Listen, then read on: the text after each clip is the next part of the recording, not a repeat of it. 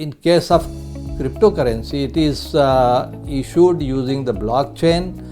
It is an open big book, which is open for everybody to read. If one tries to do that. Whereas in case of e-currency, which is issued by Reserve Bank of India, proposed to be issued, already pilots are going on, or by any central bank, the information is not available for public reading. Of course, it will be available with the issuing central bank, but not for the public reading.